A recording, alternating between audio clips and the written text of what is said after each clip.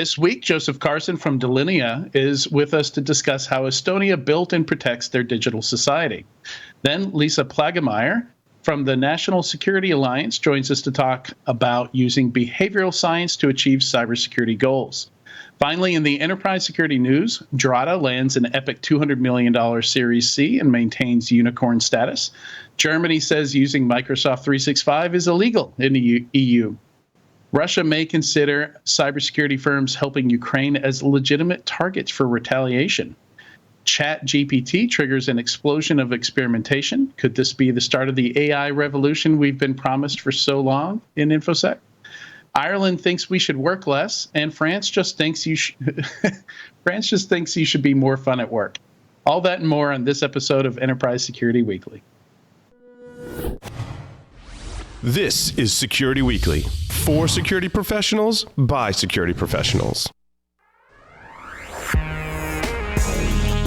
Broadcasting live from G-Unit Studios in Rhode Island, it's the show where we talk security vendors and aren't afraid to name names. It's Enterprise Security Weekly. Don't leave the door open. Secure your APIs with the Curity Identity Server. Curity allows you to centralize identity management policies with a solution developed by an expert team using well-established standards. Curity facilitates scalable security for apps and websites by offering a unique combination of identity and access management with API security. Protect your users, secure apps and websites, manage API access. Start your free trial today at securityweekly.com/Curity. The shift to remote and hybrid work over the past 2 years has accelerated application development on cloud infrastructure. However, securing these new assets has lagged behind. Qualys CloudView, the next generation of cloud security posture management, delivers an end-to-end multi-cloud security and compliance solution encompassing the entire application lifecycle from build to runtime. CloudView enables enterprises to assess their cloud security and compliance posture, identify risks and gaps, auto-remediate issues, proactively enforce best practices, and prove compliance in audits rapidly and efficiently. Identify your most vulnerable cloud assets by visiting securityweekly.com/Qualys. Welcome to Enterprise Security Weekly and a happy Pretend to be a Time Traveler Day. This is episode 299, recorded on Thursday, December 8th, 2022. I'm your host, Adrian Sanabria, and joining me is the Master of Marketing, the Mayor of Mayhem, Tyler Shields. How are you, Tyler? I am doing excellent, thank you. But I do have a question. How do you pretend to be a time traveler? Does that mean you don't actually travel in time? You just go around your normal time and tell people you're a time traveler? Well, you don't tell people you're a time traveler, so there's actual recommendations on this. I think my favorite is you walk up to random people and say, "What year is this?" And when they tell you, get quiet and then say, "There's still time," and run off. How about just owning and driving a DeLorean?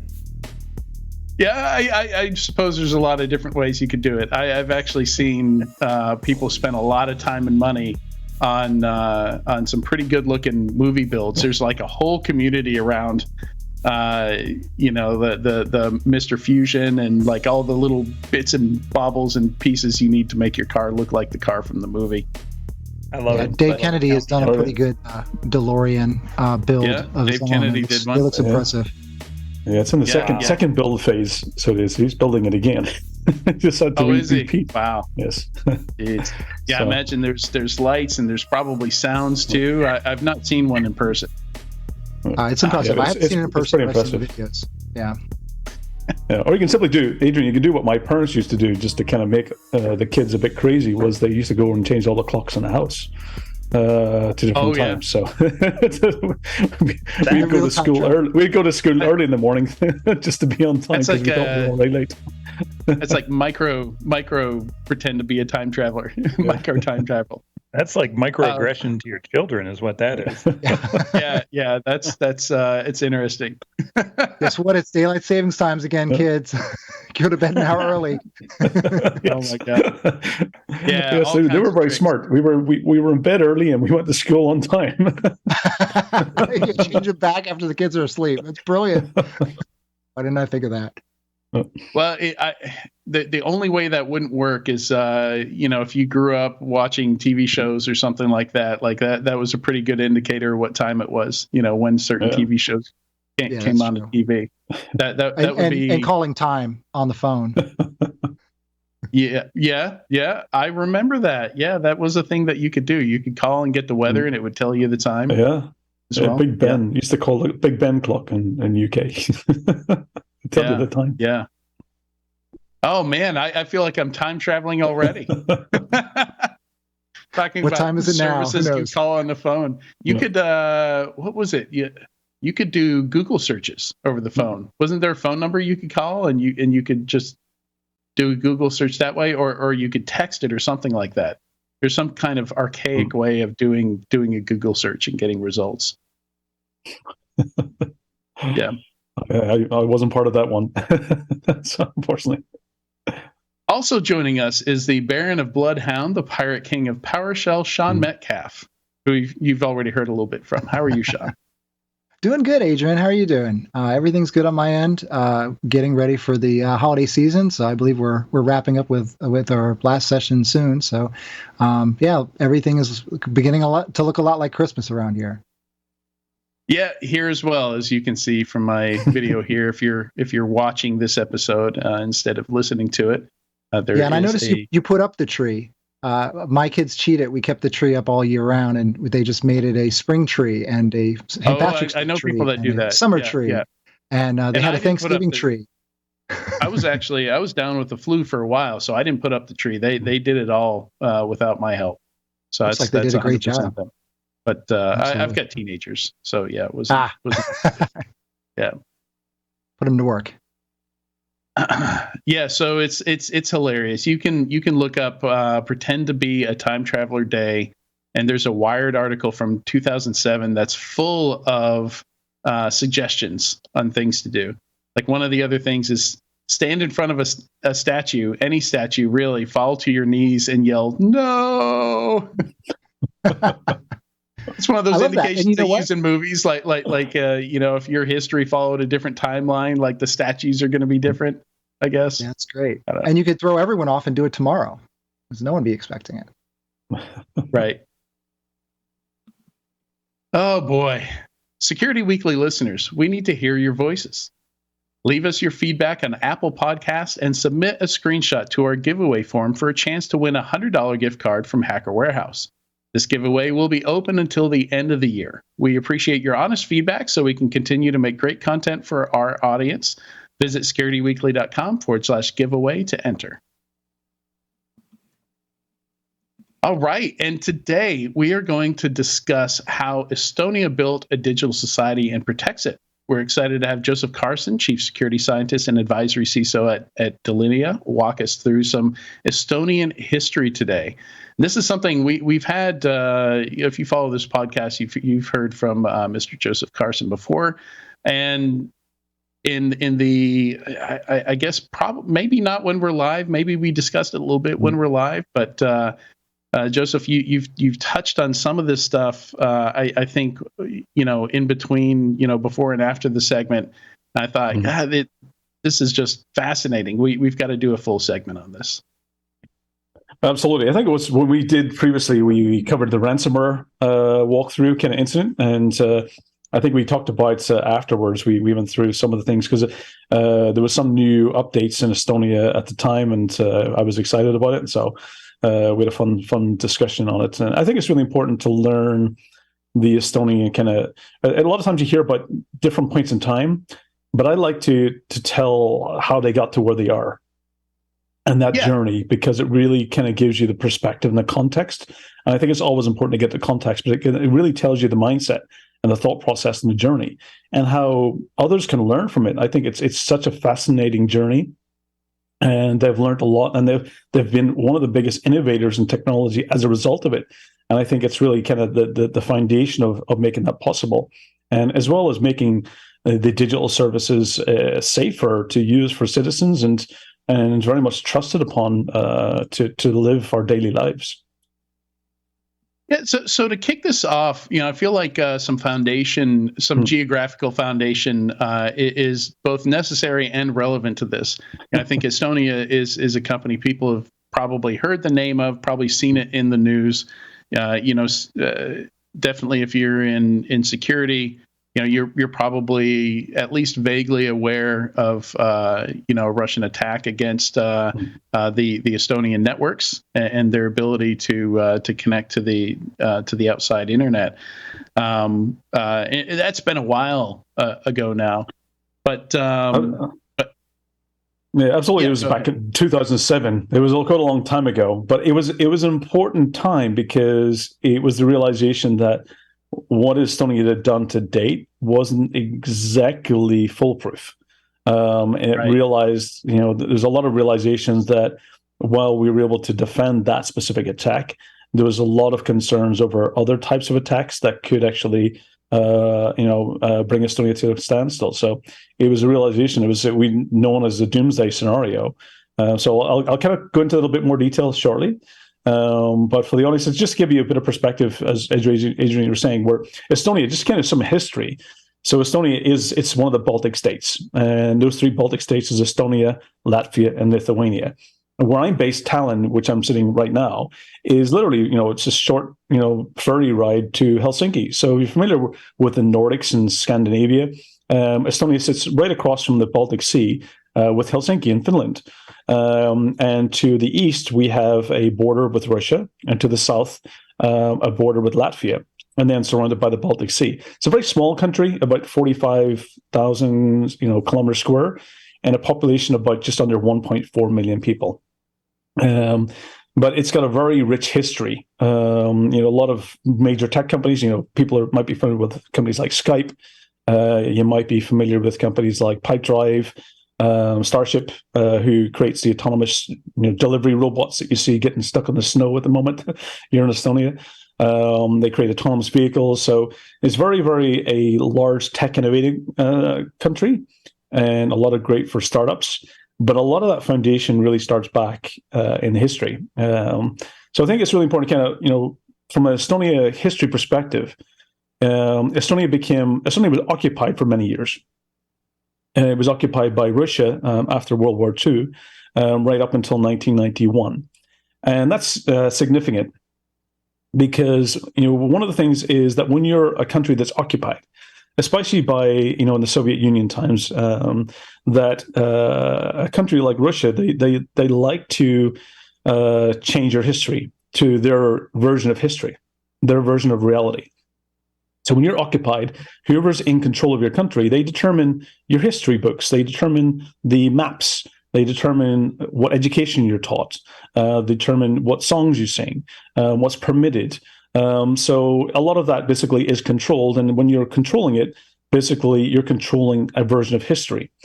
And when Estonia became independent back in 1991, one of the major challenges was when you're moving from a communist country to a non-communist country, the biggest challenge then was land ownership, was the legal documents.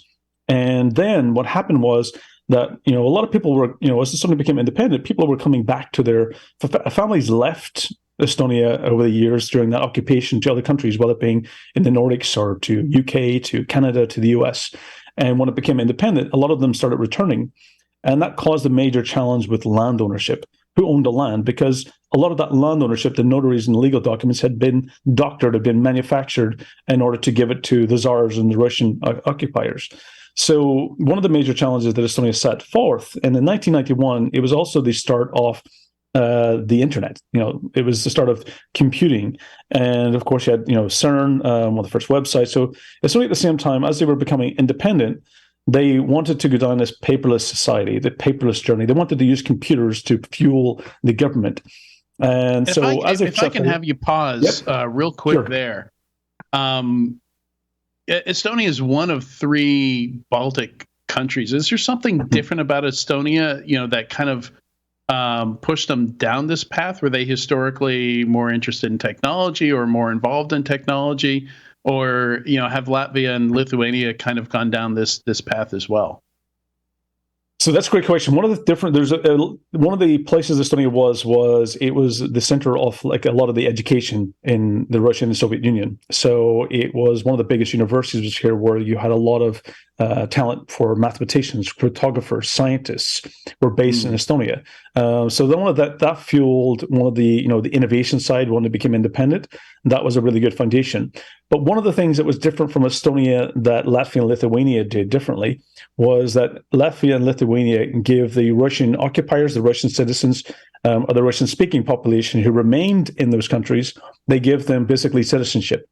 In Estonia, they actually didn't give them citizenship. They actually reserved a separate status for them, which was then alien passports. These alien, they had the ability to live in Estonia, work in Estonia, but they didn't have a decision into the government decisions and government direction.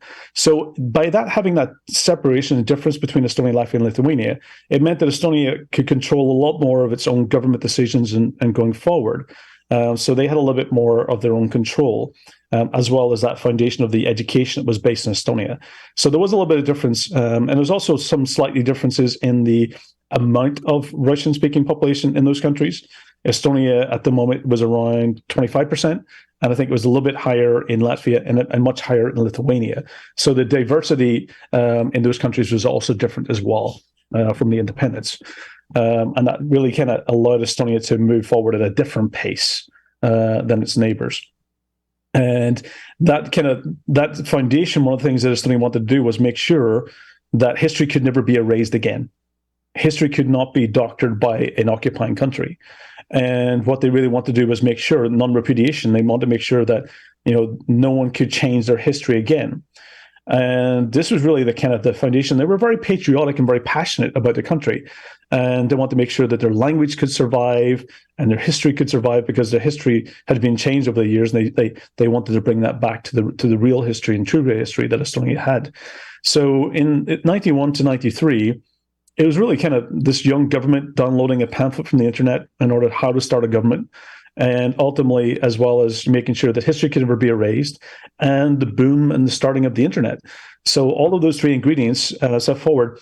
Now, one of the things the government said, there was a bunch of scientists and cryptographers and mathematicians at the time, and they said, as we're going down this digital path, make sure, go and find a way to make sure that our history can never be erased in a digital sense, in a digital way. And those scientists went off, and they spent a long time in the forest. I always say that, the story, as I've been told, I was fortunate to meet one of those scientists, was I think that the vodka ran out, and they came out of the forest, and somebody had to go and get more vodka, and they realized that eventually they need to go back and report back their findings and research. So in 1996, the initial paper was published in the Academic Society. And 97, it was then kind of, shared back to the government. And that time they came back and they said that we found a solution to what you'd asked us to go and find, to make sure that history in a digital sense cannot be erased. And the paper itself was known as timestamping. And if you look at that paper, it is actually really the foundation of what Estonia's, use and interpretation of blockchain. And that really started kind of their path forward of using timestamping and blockchain to make sure that in a digital sense that their history could not be erased. And always people think of blockchain as they tie it to cryptocurrency and ledgers and so forth. And I always try to look at a kind of a real world scenario, and I always think of, what would blockchain look like in the real world? And it really, blockchain foundation really dates back to the 70s. It goes back to actually Ralph Merkle and the Merkle tree. So when you think about Ralph Merkle, it was actually 79. And when you were transferring data from one network to another network, what would happen is you would have a lot of noise and failures. And what the Merkle tree was there was to do concatenation of hashes, so that you could take a concatenation of hashes and then compare it with the transfer, and you could confirm that your data was transferred across the network. Integrity was intact. And when I always compare that, you even look at the Bible itself as a real world interpretation of a blockchain. What it means is that it's not to say that what the data is accurate. What it's saying is that you've got a series of events that was documented, agreed upon, and widely distributed. So if you want to change one version of the book, then the Bible, you would have to change all versions so they self basically and keep each other intact. So we'll kind of look at that foundation. It was then in the late 90s that as Estonia was going down this path, they decided that in order to make sure that their kind of digital services that we were building in the internet and the digital world was that they needed these key ingredients, and that was basically a identity. Identity was one of those key things. Signature, and then timestamping, and you build all those together. That was the ability that they were able to make sure that as they were building this technical foundation, that they could provide services to the citizens, that they could make sure that the history in the digital world could not be erased.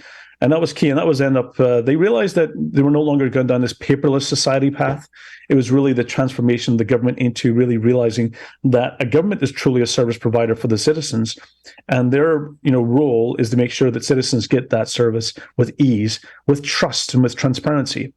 So those were the key ingredients. And ultimately, laws were passed in 2000. They passed the digital signature law, which enabled digital signature to be equal to that as a paper signature. They created a digital identity, which was based on PKI and authentication certificate and a change authorization certificate. So they really built that foundation back in 2000. And that meant that the first introductions of services, digital services, was around 2002. And that first one was the tax service. And this is really where it's the kind of, the carrot and the, is that how to make sure that you get people to adopt it. And citizens back then, you had to get this ID card, which was your digital identity that allowed you to interact with the government services. But basically the value you were getting was reducing wasted time. You could either go and queue and fill out forms and, take a long time and, take time out of your work, or you can simply use this ID card, log into the tax authority with a few clicks, maybe about 15 minutes back in 2002, your taxes were done. So there was this real value that they were adding, as well as transparency. Citizens can log in and see the audit logs. And that was one of the things to get the adoption, was to look at real pain services that were painful and taking a long time to do, and making them simpler and easier for citizens to adopt. And many services since 2002 really were accelerated, such as things like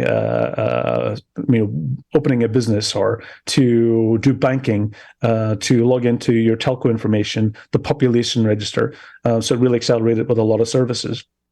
And in 2004, yep, go ahead. Let's talk a little bit about the technology here. Like when you say an ID card, are we talking about credentials? Were they actually issuing, because smart cards were around back then, right? Were they issuing something physical here? Did you have a single ID or set of credentials that you'd use across all these services, or were they separate? Absolutely. So it was a smart card.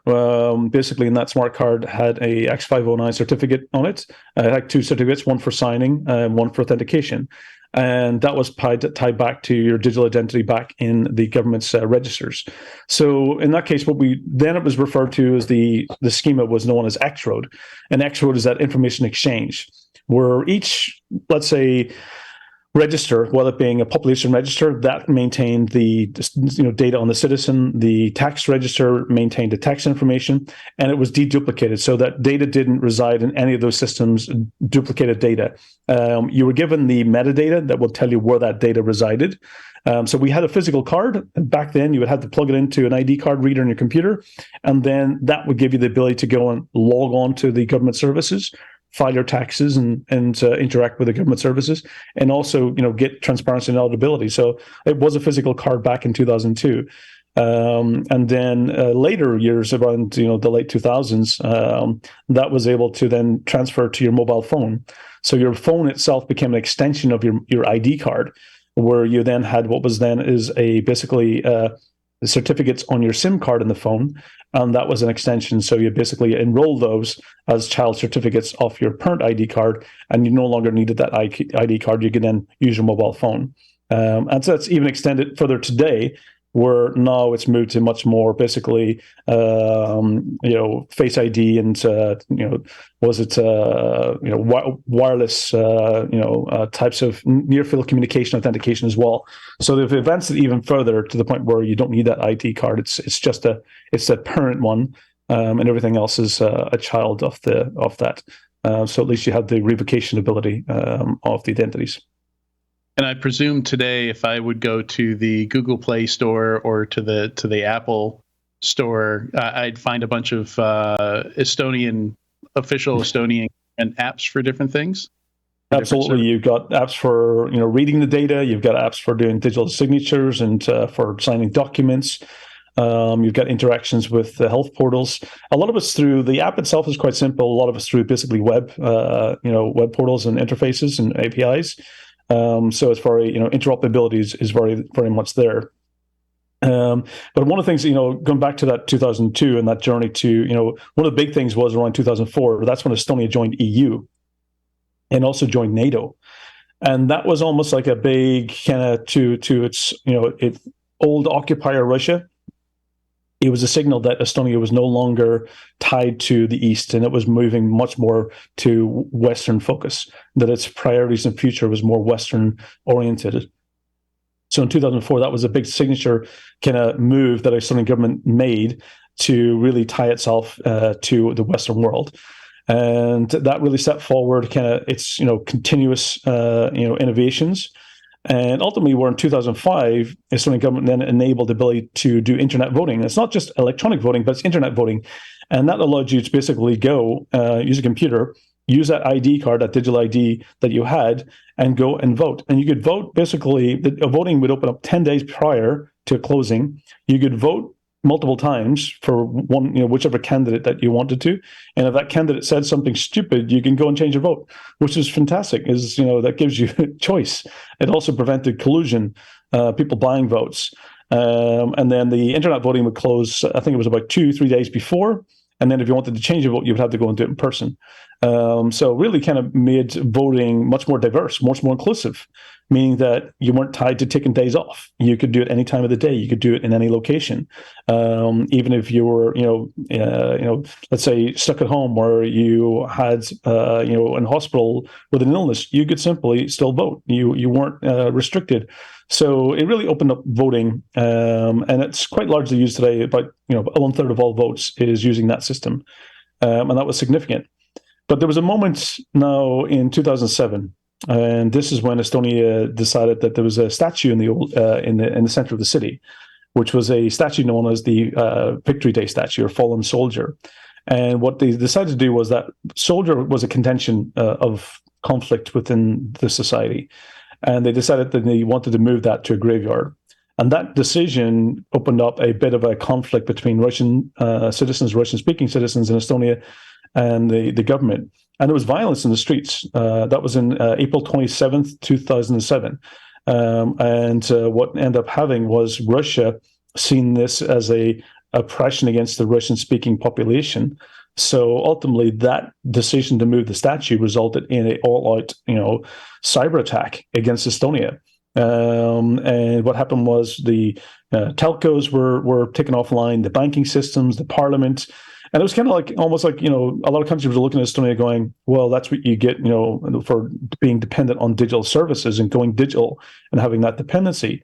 But Estonia was really looking at this as a lesson that we can learn. How can we improve going forward? How can we make it better?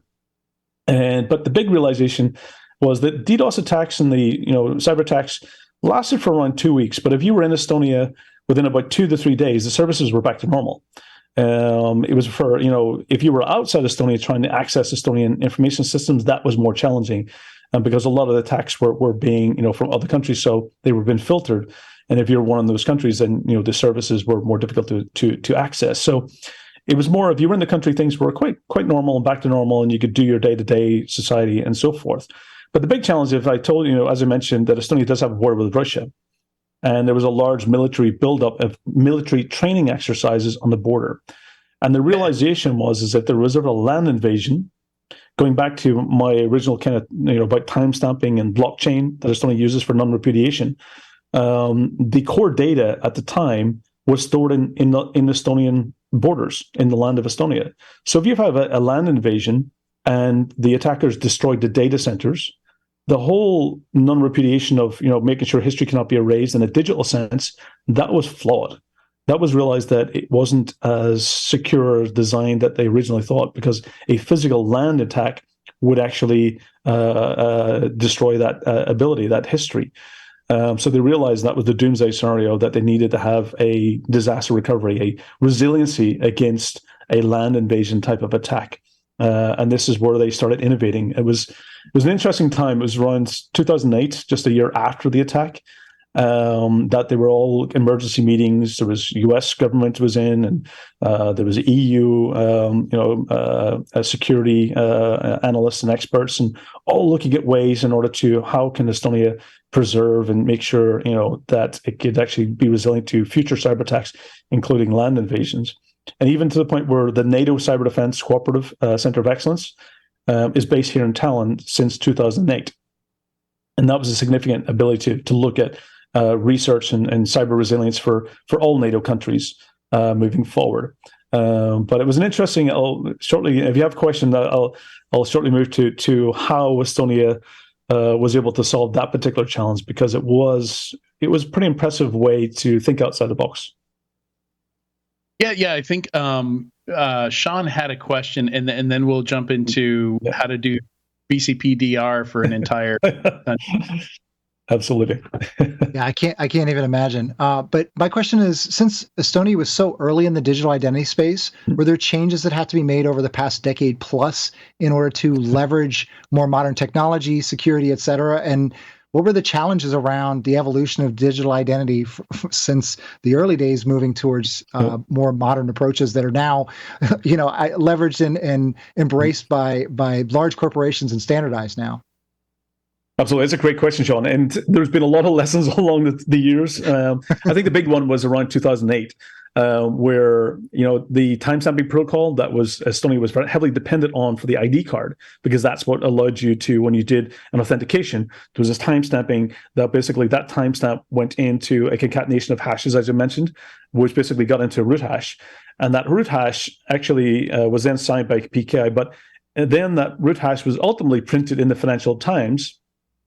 So, as going back to my example of the Bible, it gets printed in the Financial Times, the root hash, which means that even one that happens, the Estonian government can't even change history, because it gets printed in the Financial Times, widely distributed.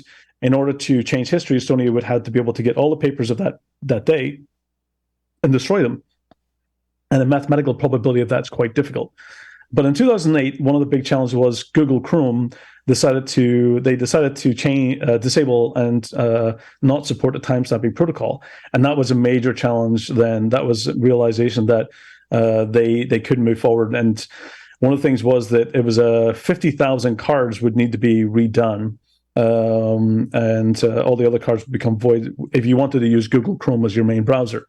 So that basically introduced a piece of software that you would actually then download, and it would basically allow you to re-update the keys and the protocol on the card itself. So another challenge, but a way forward to find, as technology changes and your dependencies on other, technologies such as browsers to work with and different ways of authentication, they had to find ways in order to solve those over time. I think the biggest one was around 2015, 2016 is when they changed the provider for the actually SIM card, the ID card itself, and as they did that, the mathematical encryption was found that there was actually a weakness in the encryption itself that could be possibly be able to crack and find the private keys. So that was a major flaw that happened around 2015, 2016. And again, lucky enough for actually the Google Chrome issue, the actually same software that was used to update the card then saved Estonia back in 2015, 2016 to be able to change to elliptic curve, the algorithm itself. So that meant that they were saved from having to do over 1 million cards to recall. So there's been challenges along the way as technology changes. So they keep adopting. I think there's Estonia, the EU's basically EIADS version for basically the European identity card, and it basically complies with that. So it makes it open and interoperable between other countries' identity service providers, and it really allows integration, interoperability to the point where it's really evolving and innovating with newer technologies. So as I mentioned, it's even one of the recent things was around integration with even artificial intelligence and automation, which is really cool. I find that fascinating, where it's able to. It's almost like an agent of myself that can interact with the government on my behalf. So I don't have to waste my time. And it's really exciting where that's going to evolve even further, where I can simply, if I've done something in the past, I can have my digital self do it again without my involvement. The only thing I might have to do is, do authentication. I might have to do a digital signature, but how great is it, that I can basically oversee those, but at the same time have my bot do it for me. So it's great that seeing that Estonia is continuing to evolve and add more service to the point where that there's 3,000, almost 4,000 services that have been digitalized and provided through the system. That really, at the end of the day, we all talk about what is the value, and the value here is reducing people's wasting time. That's the most valuable thing in this entire world. Is we talk about currency, we talk about data, we talk about oil and energy. The most valuable thing in this time is in this world is time. We only have a finite amount of time, and how we live our lives and what we do with it is the most valuable thing. And where governments can give us time back, and I think, was it Adrian? You touched on Ireland going to the 4-day work week, which is great. Which it's seen that companies can become more productive by giving more time back to employees, and that's what Estonian government methodology is about, reducing that wasted time. And that's how they measure the success of the entire system, is making sure that citizens are not wasting their time queuing to vote, or queuing for prescriptions, or going and filling in taxes, or doing their banking.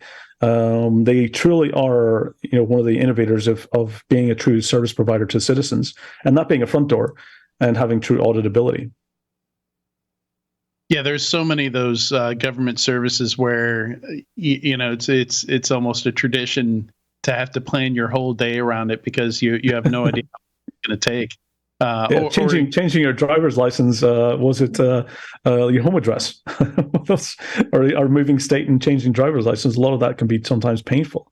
Here, it's just a click of a button, and 2 buttons even. Yeah, and I mean, there's certain things that I think have gotten a lot better, like renewing my vehicle registration, voting. Those things can be pretty easy if you do them at the right time. Like generally, if it's but that's only in my state, in Tennessee. In other states, like I found out in the state of New York, like every person that is eligible to vote in New York City has to go vote on the same day. Which I don't understand states where there's no early vote. It just seems, if you were sick, I mean, during the pandemic, this was really where Estonia's kind of realization, when kids had to homeschool, when people couldn't go and vote in queues because you were afraid of getting sick. Estonia, you could sit at your home and safely vote. Your kids could be at home and continue their schoolwork and study. You could still get your prescriptions, and you could still see a doctor. All of these services meant that going, it was always a funny saying in Estonia was that, after the pandemic kind of, restrictions ended, Estonians could go back to their 5 meters distance again because 2 meters was too close. It's always, they like their bubbles. They like to have their own distances. So, having 2 meters was sometimes a little bit too close for them. But it's getting in really where they realize, that was a kind of a savior for the country to continue. Those services, definitely made a big difference. I think one of the things I want to cover was going back to that 2007 Doomsday Scenario, is when they realized that if a country came in and destroyed the data centers, that was the end of their non-repudiation. Yeah, the DR story. So what happened was there was a lot of discussions, and my expertise at the time was DDoS attacks. I remember going back, and I worked on, it was the same time when Steve Gibson was doing the grc.com DDoS attack, and I worked on a lot of those cases then as well. So my specialty was DDoS. And then, we were looking at, I was getting asked, how do you defend against those types of attacks? And it was about decentralization, no single fault, single failure. And so the recommendation was to decentralize Estonian data centers outside of the land of Estonia, But the Supreme Court said you can't do that because it's sovereign data. You can't move it outside the borders of Estonia. And so we were kind of like, okay, how do we do this? And one of the CIOs at the time, which was David Kotka, he basically was working a thesis, came up with an idea, which really goes back to, if you look up the Principality of Hutt River, that's where some of the sources of the idea come from, which is a country in Australia that was dissolved. But you should go and look at that offline another time. Funny. But it's an interesting story. Crazy micronation. Yeah. Yep, it's a micronation that. But yeah, it's a long story for another time. But ultimately, Tavi came up with the idea about let's do data embassies. Why can't we store the data in the embassy locations? Because they are sovereign land of Estonia. So this came up basically with the idea of using virtual data embassies and actually being able to use the embassies and decentralize the government outside the physical land in Estonia. And that meant that basically by distributing and having those, that Estonia really started to become a really true e-country, where it was no longer physically dependent on the land. If Estonia was ever basically destroyed or disaster or land invasion, data centers destroyed, they could operate the country from any one of those data embassy locations. And that really meant the data, resiliency, thinking outside the box. And decentralization, because a lot of countries still have that same challenge. There's a lot of countries where they're on the borders of very geopolitical unstable situations, and for them to really take that same approach, I think it's a big step and a big difference. Ultimately, then, the data embassy locations were not ideal because there was embassies in different countries.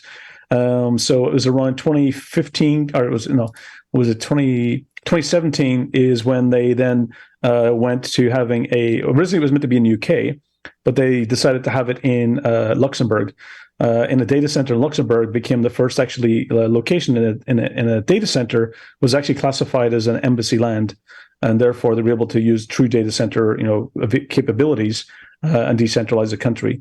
So I think, this virtual data embassy is such a great idea. It's like putting a diplomatic sticker on data and saying, well, no matter where this data, resides, it's bound by the regulations and sovereign land of the country. Similar to what GDPR tries to do with EU citizens' data.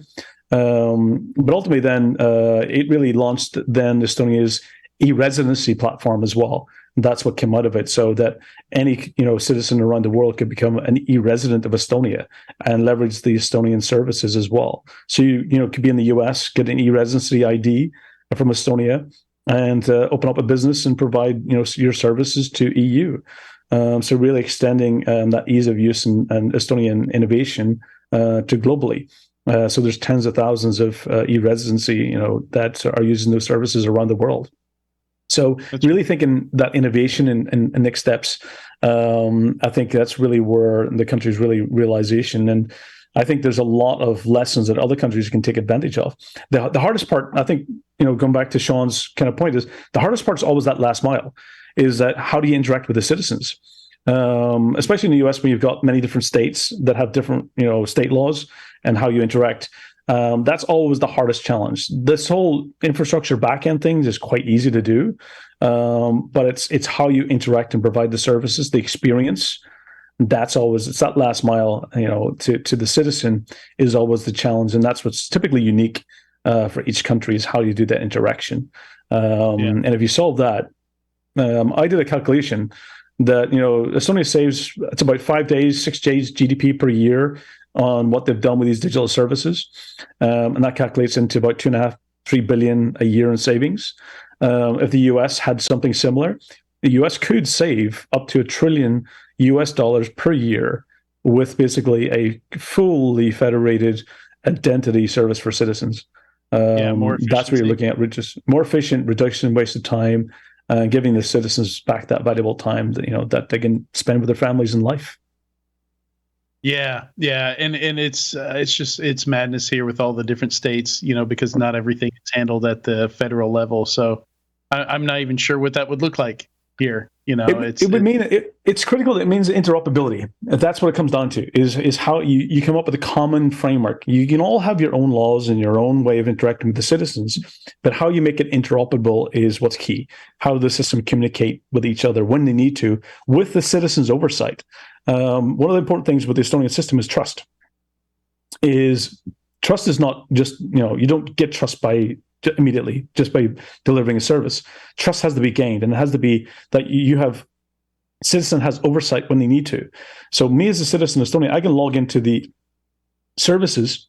I can take a look at the data of my access to my data and see who's been accessing my data when and how.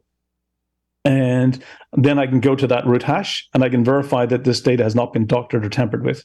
So it allows the citizen, if they wanted to provide that self-oversight, self-governance of their own government.